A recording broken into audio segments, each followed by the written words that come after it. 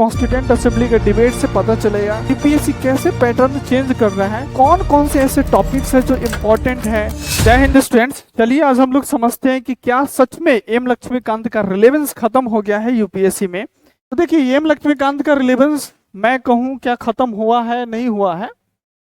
मैं एक शब्द में बोलूँ तो देखिए, खत्म तो नहीं हुआ है। जिस तरीके से यूपीएससी ने अपना जो पैटर्न चेंज कर दिया है, एक मानिए कि डायरेक्ट जंप कर दिया, तो ये जो जंपिंग किया है पैटर्न में यूपीएससी ने, रिलेवेंस तो खत्म नहीं हुआ है, लेकिन डायरेक्ट क्या है कि उससे कोई बेनिफिट नहीं मिल रहा है स्टूडेंट्स को, एस्पिरेंट्स को।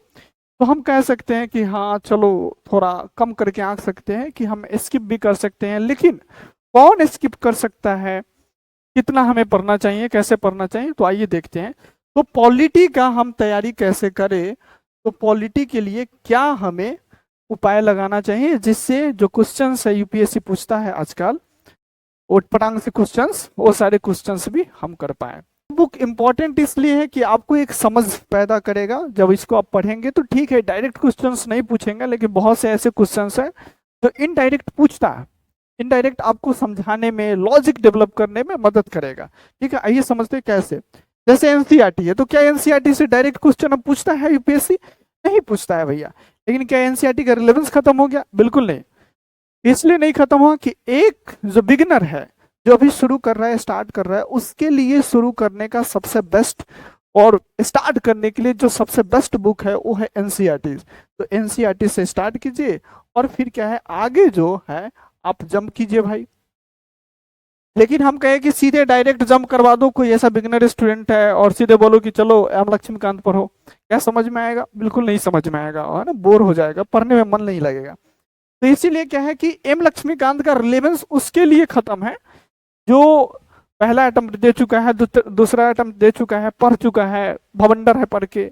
लेकिन जो बिगिनर्स है उसके लिए अभी भी रिलेवेंस है, 80% रिलेवेंस है, 80% अभी काम का चीज है यूपीएससी में एम लक्ष्मीकांत। हालांकि अपडेट्स अभी नहीं हुआ है कि एम लक्ष्मीकांत को अपडेट्स किया जाता है, लेकिन जो हर एक नेक्स्ट एडिशन आता है उसमें अपडेट होता है चीजें, लेकिन उस तरीके से नहीं हुआ जिस तरीके से यूपीएससी ने क्या है कि जंप कर दिया।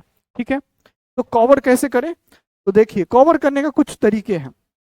जैसे पहला तो एनसीईआरटी, भैया एनसीईआरटी तो जरूरी है बिगिनर्स के लिए, जो ऑलरेडी एडवांस्ड है उनके क्या ही फर्क पड़ता है। ठीक, दूसरा क्या है कि एम लक्ष्मीकांत अभी, जैसे मैंने बोला कि अभी भी इसका क्या है 60 to 80% क्या है कि रिलेवेंस है।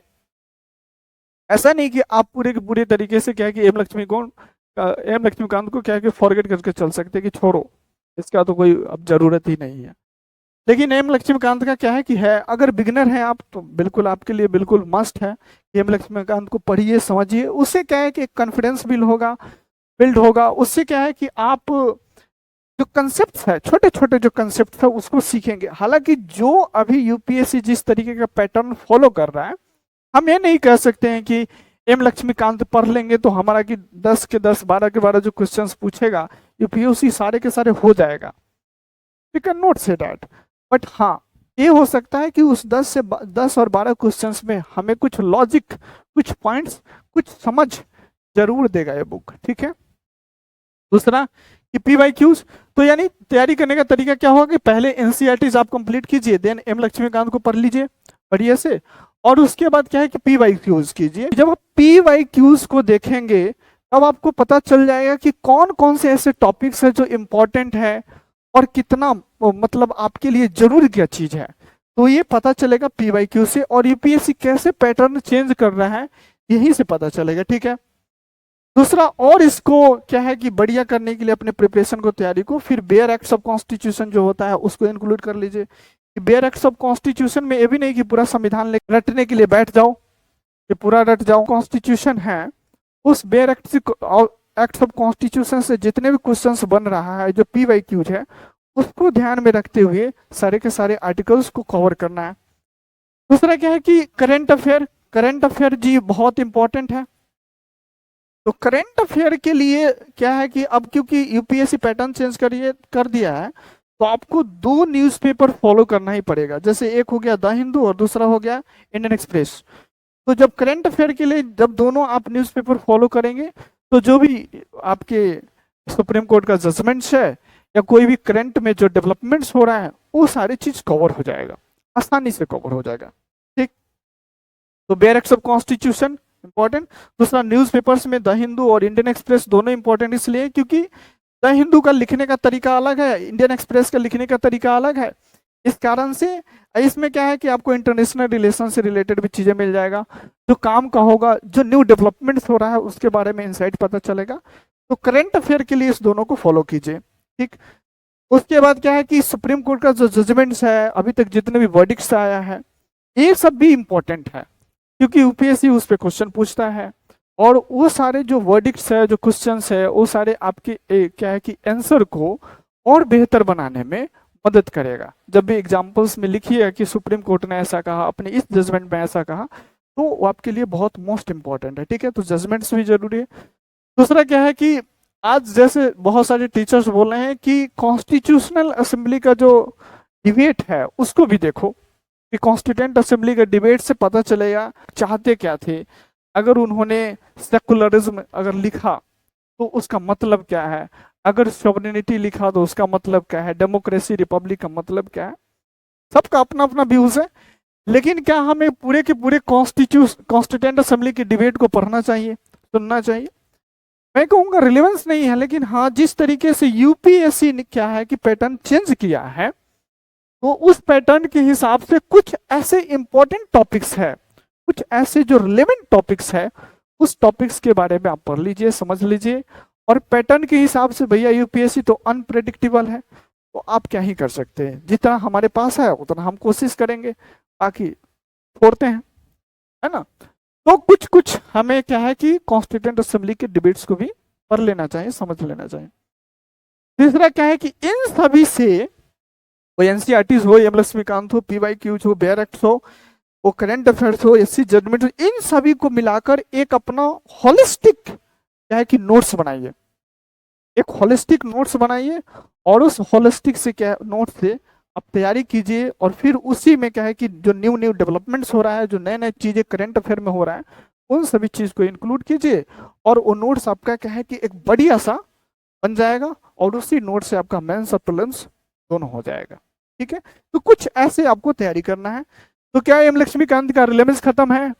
तो जैसा मैंने शुरू में बोला कि एम लक्ष्मीकांत का रिलेवेंस खत्म उसके लिए है जो ऑलरेडी पढ़ रखा है, जो ऑलरेडी पॉलिटी को समझ रखा है, बारीकी से समझ रखा है, पार्लियामेंट को, वो प्रेसिडेंट के पावर हो या गवर्नर के बारे में हो, वो सब चीज बढ़िया से पढ़ रखा है, उसके लिए रिलेवेंस नहीं है। लेकिन आप एक बिगिनर हैं, और आप एक बिगिनर होकर डायरेक्ट चले जाएंगे बेयर एक्ट ऑफ कॉन्स्टिट्यूशन पढ़ेंगे, आपको क्या समझ में आएगा? कुछ नहीं समझ में आएगा।